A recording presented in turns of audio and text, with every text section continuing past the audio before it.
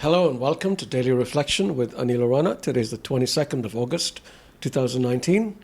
We're going to reflect on Matthew 22, 1 to 14, a long one. Once more Jesus spoke to them in parables, saying, "The kingdom of heaven may be compared to a king who gave a wedding banquet for his son. He sent his slaves to call those who had been invited to the wedding banquet, but they would not come.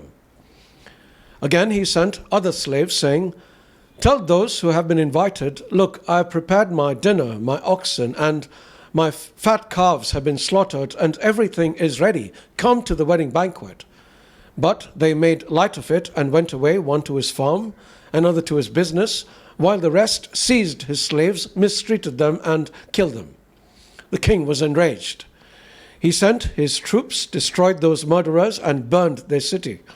Then he said to his slaves, 'The wedding is ready, but those invited were not worthy. Go therefore into the main streets and invite everyone you find to the wedding banquet.' Those slaves went out into the streets and gathered all whom they found, both good and bad, so the wedding hall was filled with guests.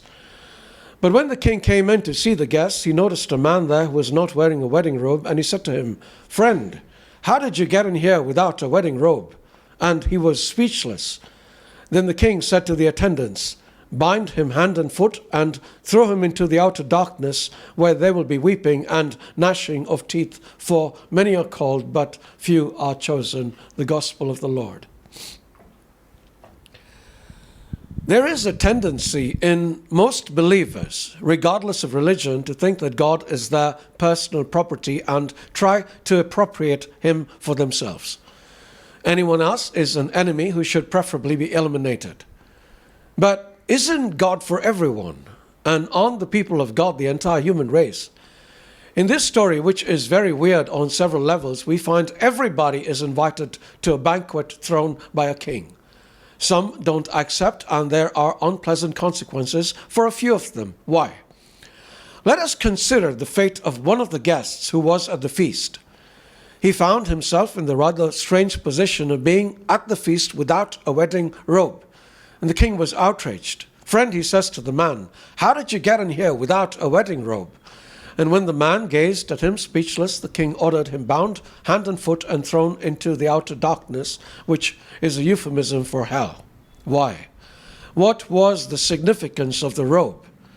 We get a clue from the prophet Isaiah, who said, "I delight greatly in my Lord, my soul rejoices in my God, for he has clothed me with garments of salvation and arrayed me in a robe of his righteousness. As a bridegroom adorns his head like a priest, and as a bride adorns herself with the jewels." The robe is the robe of righteousness, but not our own. It is his righteousness, the righteousness of Christ. Now the Jews believed that they would get into heaven by their own effort, their strict adherence to the law, and consequently paraded their own righteousness before everybody.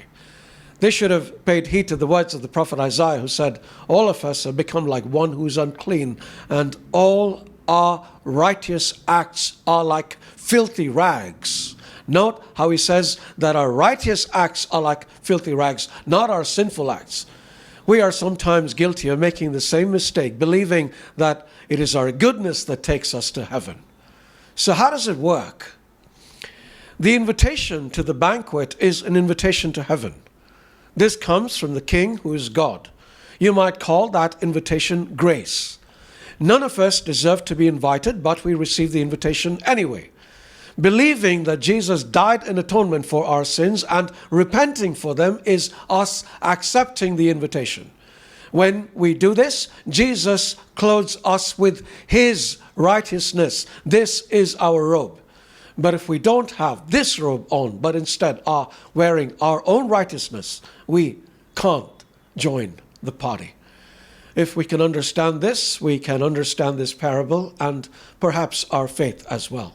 So as Paul says, let us be clothed with Christ. God bless you.